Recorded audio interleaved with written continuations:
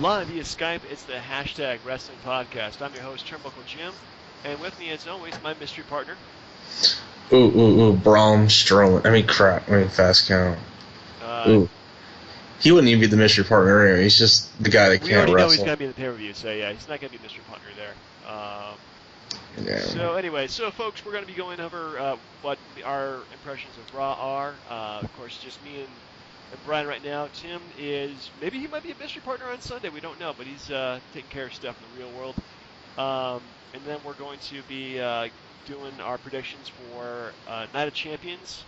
And then finally, do a little fact of crap. And then actually after that, we're going to be doing, 1993? Yeah. Crap, what is that? What pay-per-view? Fall Brawl. Fall Brawl, 1993. Oh my god, that was 22 years ago. Yeah. Is that old? It looks like it. Oh my god, yes, it's so dated, it's ridiculous. And WCW just was terrible. Terrible promotion at the time. So, anyway, without further ado, let's just go through some Raw, man. Tell me what you liked, what you didn't like. Was this a good hype for the pay-per-view? Yeah and no. I mean, the whole thing with Ryback and Kevin Owens seems kind of forced, doesn't it? A little bit. I think they've had like one or two confrontations on SmackDown that I never saw. But yeah, it definitely feels really like they're just pushing this really fast. Yeah, I mean, and then Big Show, is he back in the Authority again? I think it's just a stooge. That's about as best I can say. And whatever happened to J&J Security? They're currently on a J&J vacation, I guess. I don't know. I mean, honestly, like professional wrestling, they've done a really bad job lately of trying to answer any questions that we have, and it's just like nobody's really paying attention to storylines or people who they've kind of written off. And you just don't know, you know. It's. I mean, do you think is it right to push the Dudleys like right away for a title match? Yes, it is. All right. So the freaking Dudley boys. Right, and then once again, Sting gets over on Rollins, and Rollins doesn't get over on Sting. Yeah, I don't know. Like Rollins only gets over on the pay-per-views, and then he jobs for like 4 weeks and wins the pay-per-view.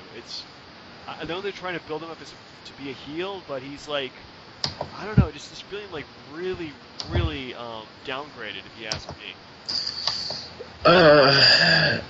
It's just making Sunday anticlimactic, except for the Cena Rollins match. I don't know. I mean, there's a few things I'm looking forward to. I really did not like in Raw how they pretty much like pissed all over Charlotte and AJ Lee by having Nikki Bella win the title, or like still retain the title. I should say she didn't win the title. I thought that was kind of crappy. They really should have booked that done something so it works out the pay-per-view. But it felt like a major letdown. Yeah, like everything else, like this kind of felt really, yeah, like you said, kind of anticlimactic for the pay-per-view. Nothing. I'm looking forward to Ambrose and Roman Reigns and Mystery Partner versus the Wyatt family. I think that's going to be great. Even without Seth Rollins or Eric Rowan, I think it's still going to be an awesome show. I thought their segment on the Miz TV was good. But yeah, there's a lot of weak stuff I think in this on Raw than the week before. The problem I have is, like you said, it seems so forced with the Nikki thing. Like, yeah, she had the match. We knew she was going to win, but yet they're fighting again on Sunday. Yeah, having two matches like that too soon, it just really takes away from the final win. So it's like having like freaking Sheamus versus Orton like 5 or 6 times. And every time they do that, it just gets older and older, and you get bored. So I'm hoping that at least they have enough divas so that way that it stays fresh. Like she can defend against, or Charlotte can win, defend against Sasha Banks. Paige can turn on her. Oh my goodness, suddenly there's Becky Lynch in the wings. So I mean, at least there's some options for doing like a Divas Championship, and there are a lot of them are former Divas champions, or former women's champions in NXT, so they have a lot to prove too. So I think I think the women's division or Divas division, once we actually get over that Bella hump, no pun intended. I think that's going to be where it takes over, and it gets a lot better. Speaking of Bella Hump, what'd you think about John Cena on Raw? John Cena doing 2 matches. Actually, him versus Sheamus. Like when I started out, I'm like, oh my god, this is gonna be like the most boring 20 minutes of my life. What's on football right now? And Lord knows I did change back and forth quite a bit. Um, Wasn't but worth it. yeah, I don't know. Well, seeing the Eagles lose, I thought was pretty good. I like that. Yeah, Salad the Redskins for the bottom of the NFC East. along with the Giants. Let's not forget them too. Screw them too. Where was he going with that? Anyway, but yeah, actually, that was a really entertaining match, I thought, and didn't take away from Sheamus, but John Cena, like, I hate to give this guy credit, but I think he's probably, like, the best guy they had, because he can put a match with anybody. Nah, come on now. I can't do it. I can't. It's killing me, man. It's like pulling teeth. It's not happening. Yeah. But okay, so they had a match. But let me ask: does Sheamus have a match at Night of Champions? No, he doesn't. Uh-oh. Could he actually cash in? God, I hope not. It, I get the Orton thing was played out, but they could have given him something, anything. I mean, why not feud him with Roman Reigns instead of this Wyatt family issue? Yeah, I think well, it might be a good next feud for Roman Reigns because Roman Reigns really needs the push, and they want him to make him champion at WrestleMania again. Might as well give him somebody who's been champion, who's got that kind of experience, but really is not he's just, what's his face? He's just not championship material. I think Sheamus isn't. He's a big guy. He wrestles some good matches, but he's really kind of boring on the microphone. He doesn't he's not. Everybody boos him, but he's not really a heelish kind of character. He doesn't really do the really bad stuff. That's why you really want him to see him do. So I think as a champion, I think he'd be really even weaker than Seth Rollins. Seth Rollins isn't weak though. Yeah. But dude, Sheamus's initial heel gimmick was fan-freaking-tastic.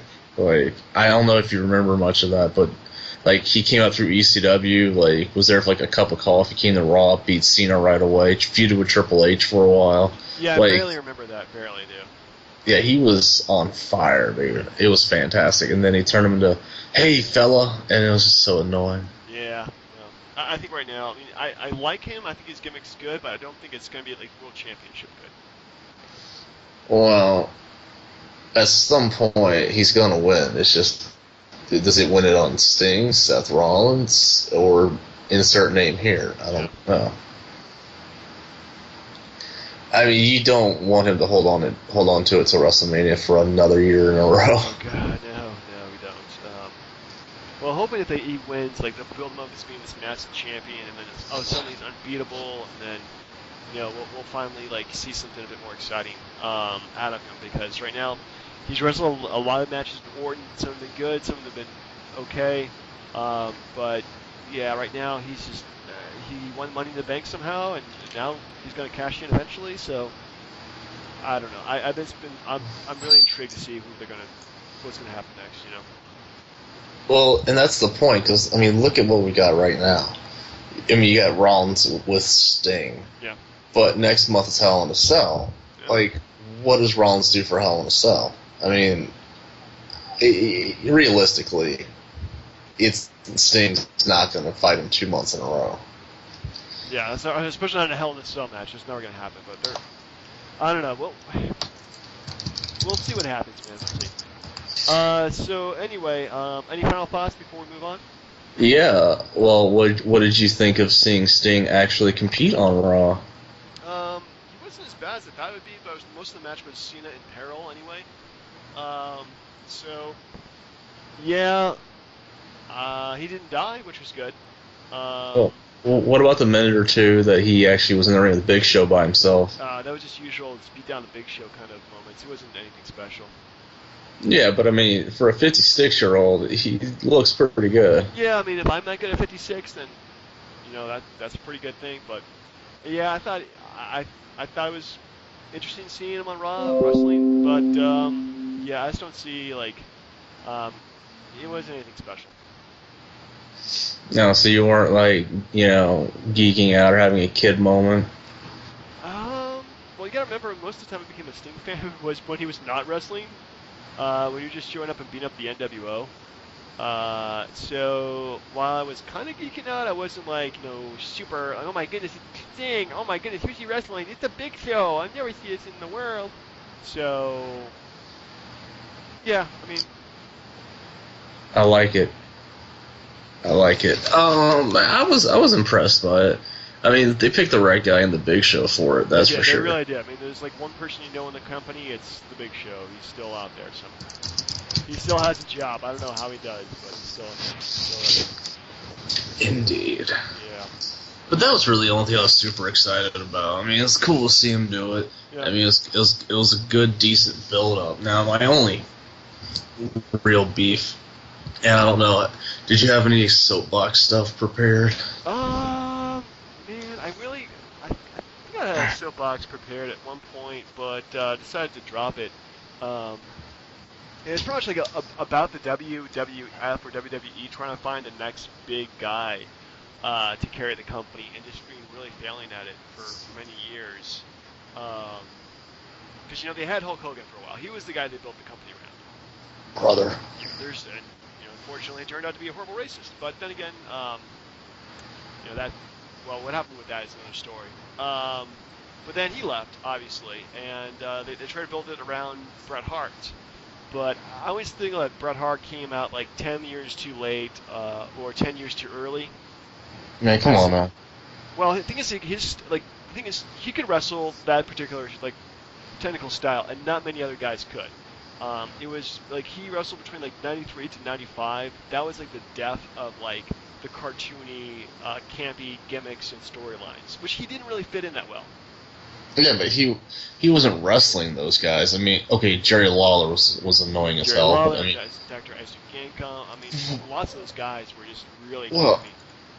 yeah, but still, like his main feuds was like Backlund, Diesel, Shawn Michaels. So I mean, it's not like he spent his whole time, wrestling, Doink the Clown or something Okay, stupid. yeah, I'll give you that. But still, like, the thing is, like, brother him at heart, he's a great wrestler. Not. But then, he wanted to move on and do other things, and they got Shawn Michaels, who's only like a champ for less than a year. And he never. I think he was pretty intimidated by being in the spotlight like that. And then, of course, they struck gold with Stone Cold Steve Austin and The Rock, and they used John Cena would be the next guy to go over with the fans. But ever since John Cena, they just haven't found that guy.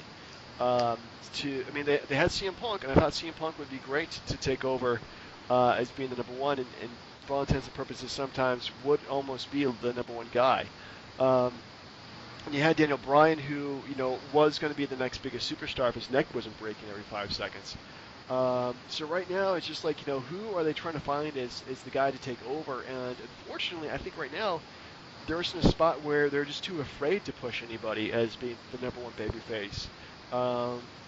And I don't think it's because of Cena's trying to protect his position. I think it's just pretty much because they're just afraid to stick anybody in there because they might fail.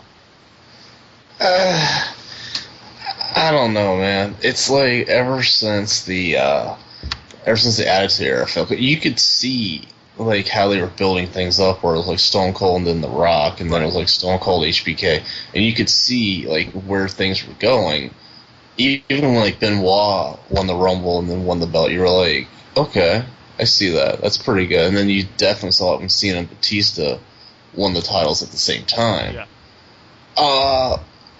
It's a tough situation, dude, because like you're looking at, I mean, yeah, they should be pushing these guys, and yeah, they should be chasing that brass ring or whatever the hell Vince wants, but it's like at the same time, I don't think they really know what they want, because it's you got Seth Rollins, but he's facing Sting. Is Sting of the guy that he should be wrestling? I don't know. For one pay-per-view, I have no problems with Sting, but I really think that they really need to have like that kind of nemesis to Rollins. They really need to have a good guy, perpetual good guy versus his bad guy. So, like they said, like Edge was the Joker to John Cena's Batman. They need to have Batman or Superman versus the Lex Luthor that is Seth Rollins. So yeah, it's a very uh, I think that they're really afraid. I mean, really think that Cesaro might be that guy, but they're so afraid of pushing him because they have unfortunately not a very high opinion of his speaking abilities. So it's kind of like I don't know. I really think that in order for the company to survive, they need to have that next number one guy, and they have not pushed him yet. Well, to be fair, we are incredibly jaded, and it's like instead of really just trying to sit back and the product, the fact that we're in more of an analytical process on it now, it kind of you're not gonna see it through the same glasses that some kid who's watching it right now is going, "Woo, Randy Orton, yay!" You know. Yeah, that's true. I mean, when I started watching, I was like maybe 9 years old or so, which is just a really impressionable time. So it's like Hulk Hogan, yes, this guy's so awesome, and then you probably some guy who's like our age is like, yeah, Ric Flair is so much better than Hulk Hogan. How do you like Hulk Hogan for? He's a terrible wrestler. So yeah, I can see your point there, man. We are incredibly jaded. We have been through, at least I've been through, oh my goodness, 4 decades of being a wrestling fan. So within 4 different decades of being a wrestling fan. So we've seen the glory days, we've seen the good stuff, and it's like we want to like have. I think we're in a decent period of wrestling. I think there's a lot to be said about the product that's really good, but I think a lot of it, it's just like they need to have that overarching storyline that they just haven't found yet. So.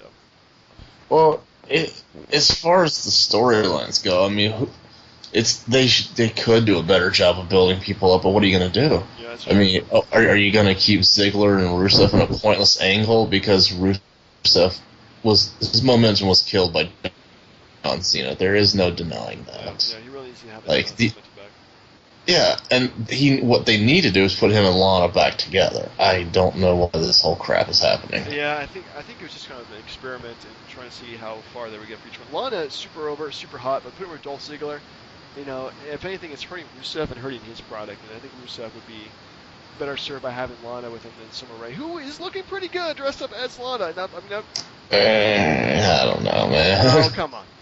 Dude, seriously, look, because you got Lana, who looks good as Lana, right, who looks good as Dolph Ziggler Lana, yeah, and then you have to have Summer Rae who is impersonating Lana. Like, it doesn't work. well, None of it works. works. But anyway, so end of the day, what grade would you give Raw? I'll give it a C. Yeah, I'm gonna give it a C plus. There was nothing too bad about it, but nothing exceptional. I mean, yeah, you're right about the Sting part at the end. That may be a little exciting, but otherwise, I think it was kind of dull. Except for New Day. They are the best part of the show. You can't get wrong with New Day. I mean, those guys have got me over. So, I didn't think they would be over in my mind, but man, they are so over. It's so much scary. Anyway, before we do predictions, want to do a little fact or crap? Yeah. What you got? Well, you did watch the pay-per-view you were supposed to watch this week, which was oh my goodness, can't believe I forgot this.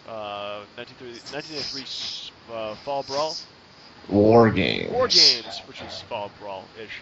I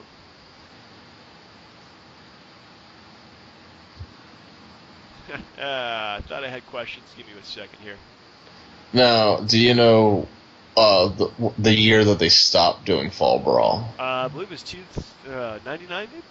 That is correct, sir. The Right. god-awful Hogan-Sting match. All right. Well, can you entertain people for 1 minute? I'm going to be right back. Oh my goodness. Let's see. So Fall Brawl, pretty good stuff, except the premise is good. With the 8 wrestlers, you do the coin flip every 2 minutes. Somebody comes in. Fantastic premise, but it turned crap once the NWO came in because it was just, let's see how bad we can job the Horsemen from day in to day out. As far as 97 with Kurt Hennig turning and joining the NWO B squad, or 96 the Sting, and then the real Sting coming in and saying, "The hell with you guys for not believing me," blah blah blah. And I'm back. Did you miss me? Sure, I was waxing poetic about the Fall Brawl. That was the greatest match ever, but horribly executed most of the time. Somewhat, yeah. All right. So most of these were things I came up with while I was watching Fall Brawl, and so a lot of these questions are actually related to pretty much everything from the pay-per-view. So we're gonna have a lot of Mick Foley questions, a few questions about the Four Horsemen, and a few questions about WCW belts. Okay. Damn it. So All right. total, how many you predict you're gonna get? Like six, probably. All right. So we'll start up. Factor crap. And I say something, you say it's factor crap, and I'll say whether or not it's you got it right. Mick Foley was born in Bloomington, Indiana. That is crap. That is actually a fact. Well, damn. Yep. Come on, man. No one. Like, the whole thing about being, like, from Long Island or, Mrs. Foley's baby boy, the Bloomington bastard. Yeah, well, I only know because my sister used to live there, so what about that? Anyway, Mick Foley has not won a mid-card singles title in WCW, ECW, or WWE or F. I see now. I don't know what you define as mid-card. Anything below world title. Well, yeah, he has. Because he won the hardcore title. I know, he was awarded the hardcore title. He never won the hardcore title. But dude, Triple H was awarded the World Heavyweight title, and they said he's the World Heavyweight Champion. So he did the hardcore champion, but he was awarded the championship. He was WCW Tag Champion and an ECW Tag Team Champion. No, but not a singles champion, though. Well, that's not a specification, now, is it? Dude, right. then absolutely no. No, he didn't. Okay, that's fact. Yeah. All right. So I'll give you one. I'll give you that one. The wrestler Big Sky was in a major superhero movie. The wrestler at the time, who wrestled at pay-per-view as Big Sky, was in a major superhero movie. That is fact. And can you say what movie he was in? God, no, it was like something from the 90s, I bet. You're pretty close. Like, this was like the first major superhero movie before they started making like tons of them. Like, this is like the first. Wait, was he an X-Men? He was an X-Men. God, he wasn't Sabretooth, was he? Yeah, he was Sabretooth. He was also known as Tyler Mane. Really? Yep. Because I kind of got that similarity. I was like, Sabretooth. I like it. Actually, these are mostly numbers questions here. The Nasty Boys are 5-time tag team champions between WCW and WWF. That's crap. Now you're right. They're only 4-time champions. Because they only won the WWF ones one time, right? I believe so. They beat the the Hart Foundation, and then they lost to Legion of Doom. That's right. Yeah. So just a way of swapping the titles. Okay. According to Wikipedia, which is my source for everything, the Four Horsemen have had a total of 16 members over the years. Oh God, how am I supposed to? Jesus. All right, hold on. Help me keep counting here. See if I get all this right. All right. We're talking like from the beginning all the way through to the end. The very end, yeah. All right, so you got Flair. Yep. That's 1. Yep. Arn Anderson. That's 2. Yep. Ole Anderson's 3. Okay. Tully Blanchard. Yep. Yeah, sorry about that. You still with me? Yeah. So completely crapped out. Where did I stop that on the count? You're at Ole Anderson, and go with Tully Blanchard. Oh yeah, sorry. Okay, so it was Flair, Arn, Ole, Tully. Yep. Then you had Sting. Yep. You had Luger. Yep. Barry Windham. Yep. Let's see, Paul Roma. Yep. Then you had Brian Pillman. Let's see, Chris Benoit. Yep. Dean Malenko. Mongo McMichael. Okay. Jeff Jarrett. I don't know if it counts Kurt Hennig. Because like, he joined for like a week and then was like out of it, so I don't know. Yeah. I don't think there's anyone else. I'm sure there's like at least You know, I'm gonna say crap. Actually, it's fact. It's 16 members according to Wikipedia. Who am I missing though? Let's go through the four horsemen then. Okay. Yeah, it's kind of a long question, but it's like, well, this is gonna be easy thing for you to get or not. Four horsemen, professional wrestling stable. List of all the four horsemen. According to this, the guys who've been full members have been Ric Flair, Yeah, I got that. Martin Anderson, Ole Anderson, Tully Blanchard. I'm going to count this. James J. Dillon. Oh, but he was the manager. I don't. It still counts, man. Dude, it's like counting Kyle Petty in the NWO. Come on, man. Lex Luger. Yeah. Barry Windham. Sting, Sid Vicious. I forgot about Sid. Yeah, Paul Roma, Brian Pillman, Chris Benoit, Steve McMichael, Jeff Jarrett, Kurt Hain, and Dean Malenko. So really, I only missed two, and it was because I didn't count J.J. Dillon. Yeah, pretty much. That's not bad. I say. So you know what? I'll give it to you. I'll give it to you, man. It's pretty cool. I mean, I think I did pretty decently on my horseman knowledge. All right. So last two questions. Ricky Steamboat has had the most WCW TV championships with 5. No. No, that's crap. I think it's Booker T. You are correct. How many did Booker T have? He was 6. 6-time TV champion. You are correct. Which makes you the #1 jabber of the company. Final question. The Dudley Boys have held ECW, WCW, and the WWF Tag Team belts. Well, and don't forget TNA.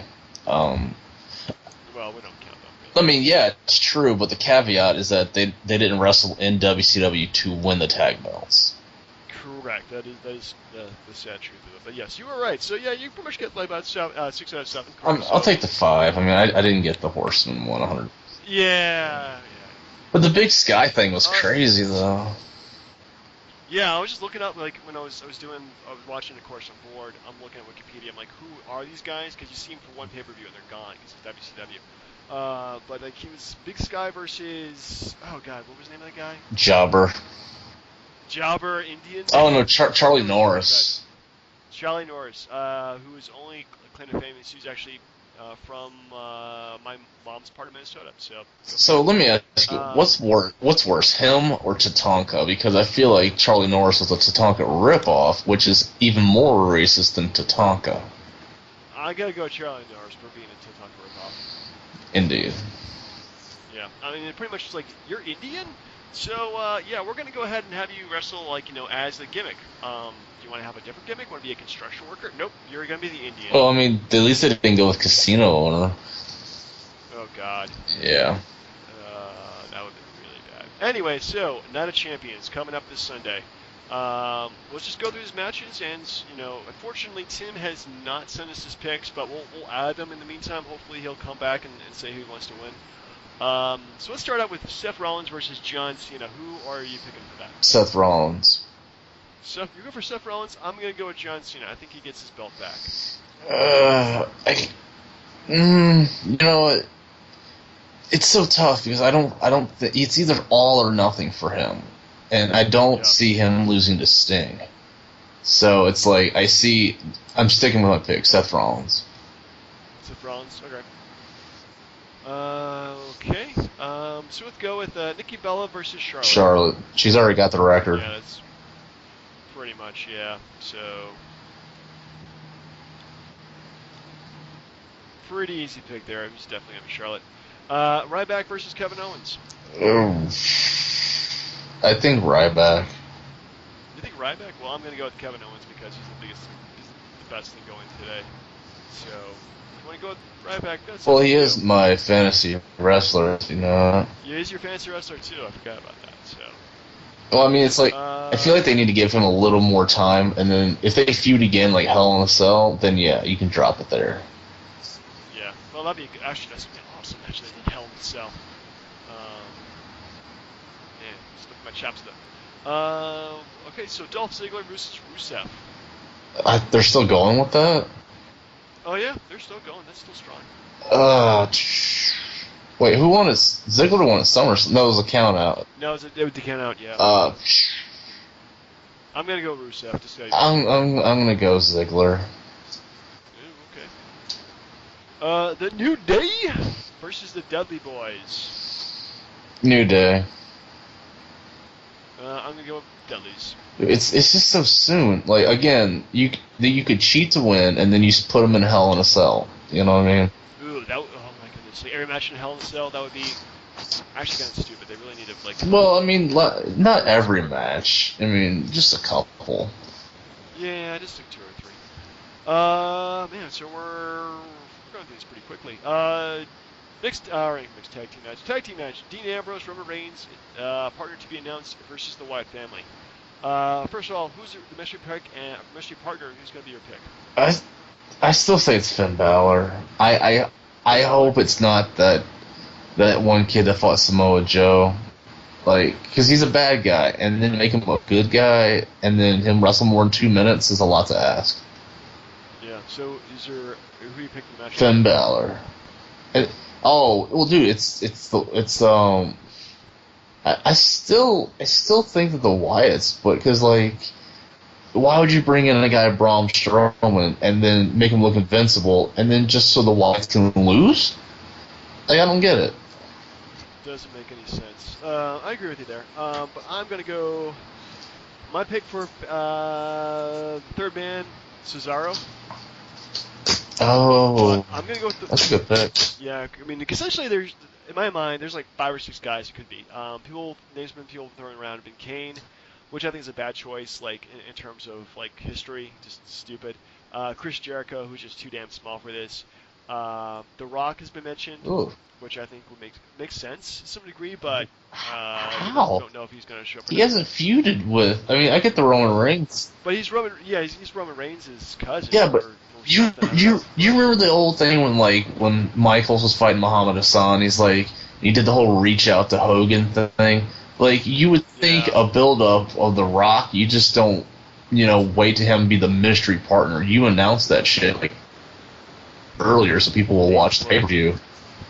Yeah, that's a good point, but that's his name has been thrown out. Another name has been Samoa Joe. I mean, he's big enough to do it, yeah. Yeah, and the other name they had was Baron Corbin, the guy who fought Samoa Joe at the last of the NXT special. So I think Cesaro is probably the most logical guy. I mean, it just kind of makes sense that he would join them. Yeah, he doesn't have. But I still think the Wyatts are going to win though, because next month we do Hell in the Cell 3 versus 3 match. Do it like a freaking War Games match. Yeah, and just a question: do you think they're gonna bring back Lesnar and Undertaker and settle it in the cage? Not for Hell in the Cell. Maybe for Survivor Series. Maybe. Fair enough. All right.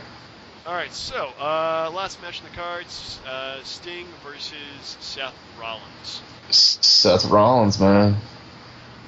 Yeah, I'm gonna go with Seth Rollins for that too. It's a shame because I want to see Sting win a match. I would like to see Sting win the title just so it'll make it nicer when he goes into the Hall of Fame and all that. But he hasn't. Sting has not like it's just like the Triple H build-up. Triple H kept getting his ass kicked by Sting, and then Triple H won the match. And it's the same thing here. Seth Rollins hasn't gotten his hands on Sting.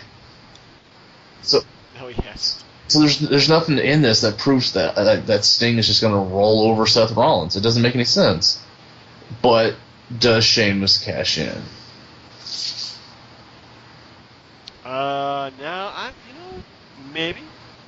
Now it's a good time to do that. So we'll have to see. Yeah, because I mean, if you're going to do it, this is the best time as any if he's wrestling Cena and Sting in the same night. Yeah, he'd be tired and everything. So that's a good time to do it. I really think the fans would riot if Sting won and Sheamus cashed in on him right away.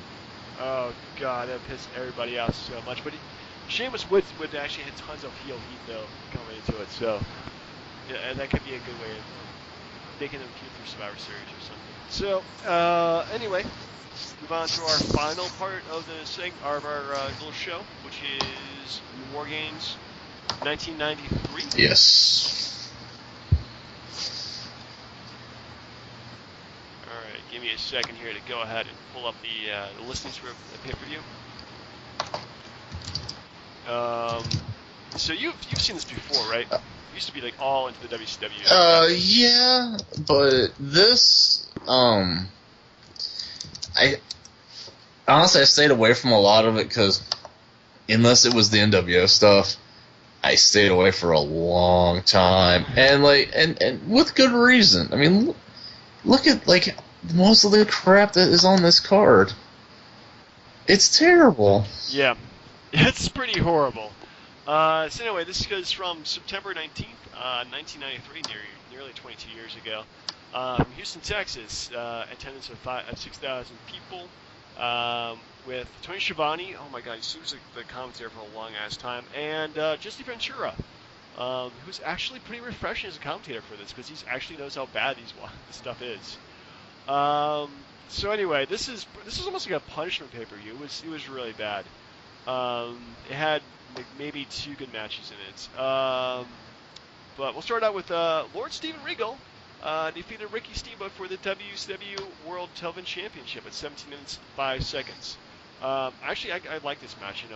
Young Steven Regal was moving on up, and Ricky Steamboat kind of on his way down there at that point. Yeah, I didn't. When he came back to, I think, the WWF in like '91 for a cup of coffee, they turned him to just called him the Dragon, and he came out with that stupid dragon crap and breathed fire and all that. And like he comes back to WCW and wears the same crap, and it's annoying. We get you're the Dragon, and we know you can't bring a dragon to the ring. I get it, but don't stop looking like an asshole. Now the match was fantastic. Now I did like Regal. And I did like the Tully Blanchard look-alike Butler he had, well Jeeves or whatever, but yeah, those good touch. But like, and I also liked his music. Don't get me wrong, like his like pompous British music or whatever. But the fact that he beat, Steamboat, that's still like a really big thing for your career. Yeah, that's pretty basic. Definitely not a bad way to start, considering that Steamboat was former world champion, so that was really good. And then even still after this, he goes and feuds with Steamboat. He feuds with Austin and Flair, so he still had a lot in the tank for sure. Oh yeah, he really did. I mean, I think that his later work is still pretty good, and I think he pretty much he lost a lot of tank, and this is like what 6 years after WrestleMania 3, so. He definitely, I think he probably retired before he got too old anyway.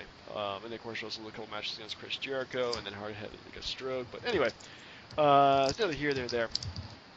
So, probably the best match of the night is what they started out with, which is really saying a lot.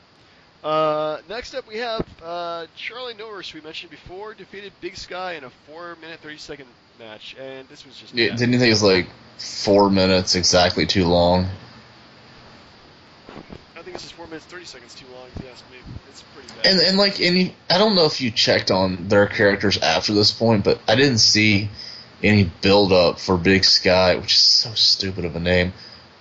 It's terrible. Holy crap, dude! Sorry, I'm watching the Cardinals Brewers game, and like the Cardinals dude just hit the ball off the Brewers pitcher's head, like literally line drive it. Ooh. I know, I'm sorry, I'm interrupting the broadcast, but it beamed right off his dome, dude. Like he is down he's down and out, man.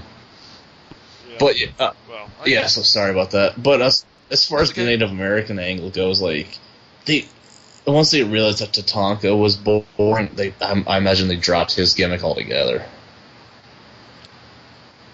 I think he just pretty much disappears at this point. He wasn't in the WCW that much longer, so he was at Battle Bowl, but I don't remember anything after that point. Yeah, well, it doesn't really matter. Next up, we have Too Cold Scorpio defeated Marcus Bagwell.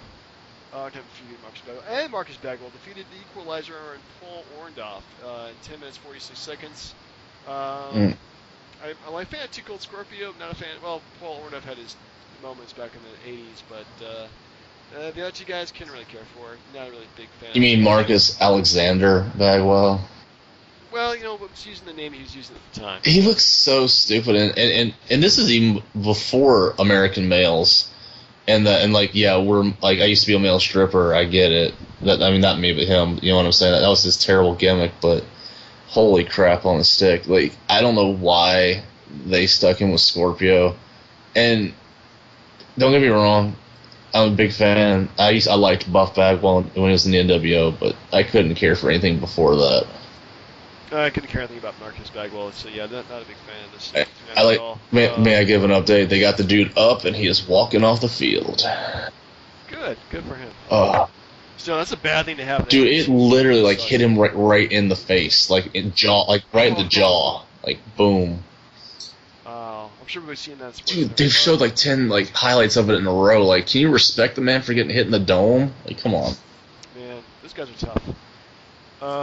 Next up we have, man, this is a really bad pay-per-view. Ice Train defeated Shanghai Pierce.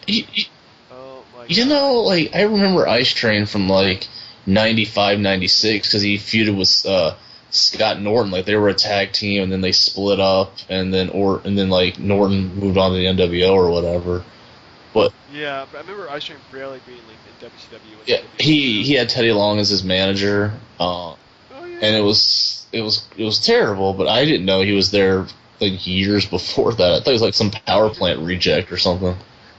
Yeah, that's what I got the impression I got too. But man, Ice Train, man. And then Shanghai Pierce, like what about a guy in a and not even a pirate mask, but a mask says Shanghai. So stupid. Who was booking this shit at the time? Was it Dusty Rhodes? Yeah, I think it was him or Ole, one of them. Oh, it was just terrible. Next up, we have the Nasty Boys debuting with Missy Hyatt. Defeated the Four Horsemen, Aaron Anderson and Paul Roma, to win the WCW Tag Team Championship. You know it's Missy Hyatt's fault that Buff Bagwell got into wrestling, right? Let's not go into that story. It sounds like this is going to be X-rated pretty soon. No, I mean, it could have been. Who knows what they did, shenanigans. But, it's tough, man. I hated Paul Roma for the longest time because I thought he was just a jobber to the stars, like when he was tag team partners with Hercules and all that. Right. But he did a pretty good job because Arn Anderson can't carry him and the Nasty Boys by himself. True. That being said, I felt really bad for Arn Anderson. Yeah, that's not a good way to win tag team champion, but yeah. It was not a big. How long was the match? I'm sorry. 23 minutes and 58 seconds. That ain't bad. No, I mean they were in for quite a while. So I mean, the last 3 or 4 matches last quite a bit. So. So next up, we have Cactus Jack, fresh up the streets of Cleveland. Oh my God, this is just the worst pay-per-view ever. Defeated. Oh my goodness, Yoshi Kwan. Yep, look it up, people. Yoshi Kwan is just the worst gimmick of all time. Is Joe Kwan's brother? I don't know. No, actually, Yoshi Kwan was a guy in yellow face, essentially. It looked really bad. Now, did you go and look up his whole Lost in Cleveland promos where like he had memory loss after getting his ass whooped by Vader? I just remember it from WrestleCraft and what I saw there, and it looked pretty stupid. Yeah, and then he comes back and he gets into a feud with the man who whooped his ass and give him amnesia. I mean, really, really stupid. Quite, but it's interesting seeing the Cactus Jack or Mick Foley at this point because number one, he's got 2 ears. Yeah. Odd. And also, he was clean shaven in the promos too, or at least had stubble, which is also different too. Yeah, no, it's so weird seeing him like that because he looked. Not that he was like the greatest character, he's in the best shape, but he looked so white trash right there. Like he looked like he stole his outfit from like a hooker. Like I don't know. Tell me if I'm wrong, but like the leopard crap or whatever he was wearing, like he looked like a homeless man. So like mission accomplished. Yeah, he definitely had the homeless thing down at that point. Anyway, so next up, by the way, Cactus Jack beat him in like a really quick match. It's really kind of boring and quick, and it was the bounty match or whatever.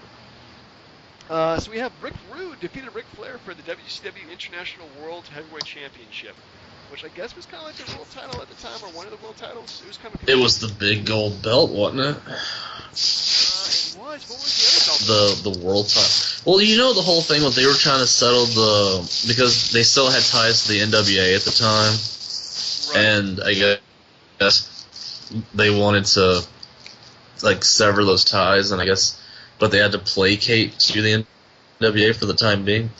But you know, like they kept those two belts around. No one cared about the international title, even when they merged them together, because Hogan was coming in, and they didn't need two world titles. No, they didn't. Lesson to be learned there. But yeah, actually, this match was pretty good. I thought. I mean, two guys who. I mean, Ric Flair can wrestle a freaking broom. The exciting Rick Rude, I think, was definitely coming as a good heel. The whole thing with like Fifi, the French maid thing, that was just kind of bizarre and a little rapey, if you ask me.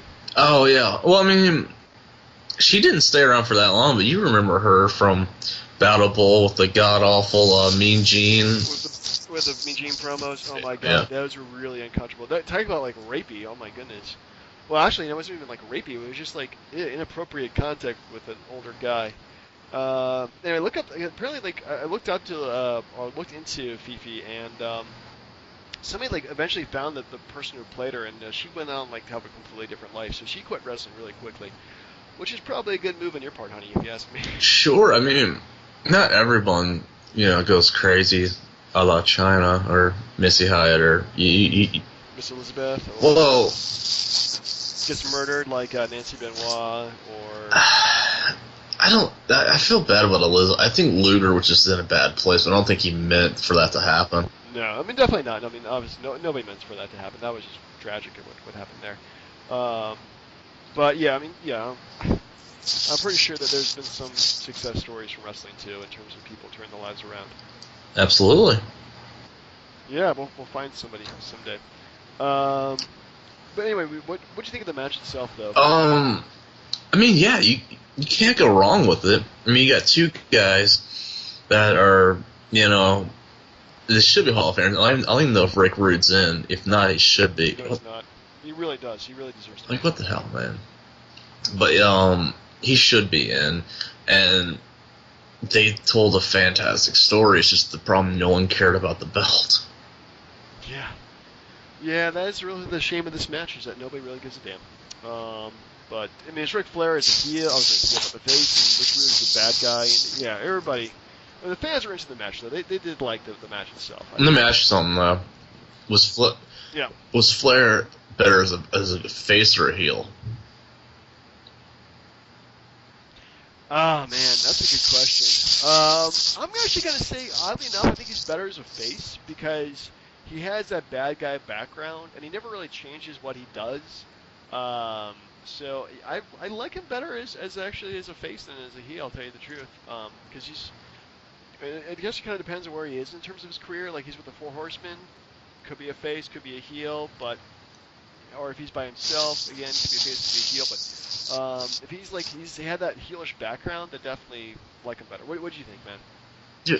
That was a really rambling answer. No, I mean, I always thought he was better as a heel. But, I mean, because he kept getting his ass kicked so badly as a face. Yeah, that's true. He was never good as a... And think about it, like, his face turn in 99 when he was the president of WCW went so badly that Hogan turned good, so Flair had to turn bad so Hogan could still kick his ass. Like, I'm just saying. Yeah, I hear you, man. I hear you. That does bring up some interesting issues. Anyway, so we finally come to our main event, and the reason we actually watched this pay-per-view. It's the team of Sting, Davey Boy Smith, Dustin Runnels, and the Shockmaster, a.k.a. Tugboat, a.k.a. Typhoon, a.k.a. we'll probably find out his real name in a second here, Fred Ottman. Defeated the team of Sid Vicious, Vader, and Harlem Heat, Kane and Cole, before they changed to Stevie Ray and Booker T. In a War Games match, it's 16 minutes, 39 seconds, about as quick as you make a War Games last. It ended with Shockmaster made one of Harlem Heat. Booker T. Not a good way to start your career. I guess tapped out in the bear hug. Was that it? Tapped out or passed out in the bear hug? Lame. Yes, lame indeed. So, first of all, what'd you think of the match overall? Can we, I know we've said time and time again that we would want to bring this back, But I'm starting to just to change my mind on it only because it's. And I know, like the last year that they did it, I think that was the first year they did an elimination style match. But it's like when one person gets pinned, everyone loses. Where it should be, when it should be an elimination by elimination basis, like Survivor Series. That's actually not a bad idea, and I totally agree with you there. I think it really should be just like, one for one. You get pinned or you submit, you get eliminated, kind of thing. So, yeah, I mean, it would definitely drag the match on longer and be a better match. But yeah, if you like one person loses, everybody loses. So essentially, you're wrestling for 16 minutes and nobody can get pinned or tapped out. Like, it's kind of brutal. And I did like the beginning of the match because Dustin Reynolds just jumps in there and just gets his ass kicked for like most of the time, which is good. But also, it's like you beat him up. What can you do? Well, So, he was hurt to begin with, and then like I'm supposed to believe that his boot is supposed to whoop Vader's ass. Like, yeah. That was so stupid. He took his boot off and was hitting people with his how can you hurt somebody more when it's attached to your hand than it is attached to your foot? And like, I don't know. Like, he just looks so out of place without being Goldust to me. Yeah, the whole Dustin Reynolds gimmick was definitely inferior to Goldust. And we've all seen the initial Shockmaster and like how it was supposed to look and sound, and then he comes out looking like, and with all due respect, it looks like a reject from a construction site / Village People. His mustache was very homosexual, in my opinion, and his wrestling ability was not far behind. Well, I mean, let's call it what it is. Like, he goes in, he just tosses people around, and then puts Booker T in a bear hug, and that's the end of that. Yep, bad way to end a bad. And it was going to be a decent match. You look at the guys. What are you doing back there? It says that you're like, makes you like. Sorry, I was moving a bag around. Well, it sounds like you have like a hurricane going on. Let me ask you something, sir. So we're coming up on Night of Champions. Yeah. Sting is clearly wrestling. Yep. Is it that bad that you look back at a 23-year-old pay-per-view and you see Sting wrestling in that? Well, it definitely shows the longevity of his career. So, and the fact he's willing to reinvent himself to make it pretty much timeless. Well, look at this. Like, Sting is like what? This is 23 years before, so he was like his 30s. Yeah, like early 30s. Yeah. Early 30s. So yeah, it's pretty much peaked at this point. Ah, man, but I don't know what it really does say. I mean, because they're still using Sting, and they're maybe he's in the second match, but he's main eventing that pay-per-view. I really can't say like whether or not it's a bad thing or a good thing, but as long as he can still perform and do a good match and tell a good story, then I say here, give the guy a few shots. Yeah, but I mean, and I know we picked this just because we wanted pre-NWO stuff, but it looks like it's from 1983, not 1993. Agreed. I mean, the production values are pretty lame. The commentary, I think, was one of the saving graces. Jesse Ventura does a fantastic job. I like Jesse Ventura in this. But overall, I think it is kind of a brutal thing to watch. There's half the matches are just feel like they're not even worth being on Nitro. It's just a bad pay-per-view overall, I think. Yeah, I mean, it was definitely crap. Yeah, I mean, let's face it, we've seen a lot of these guys do a lot better, so I don't know. Overall, what would you get the pay-per-view? An F. You give it an F. Wow. I was gonna give it a D. Fine, D minus. D minus. All right, good enough. It passes at least. All right. Well, anything you'd like to say before we end the show? I don't know. Just, I mean, I like Rollins, but selfishly, I wouldn't mind if Sting won. Okay. Well, that's a good point. Well, hopefully we'll find Tim's picks and we'll go ahead and discuss everything next week. And so I'll see you after the pay-per-view. Hey, if he doesn't make his picks, he's automatically in the punishment match. Automatically sticks his punishment. Sounds good to me. Alright, man. You take it easy now.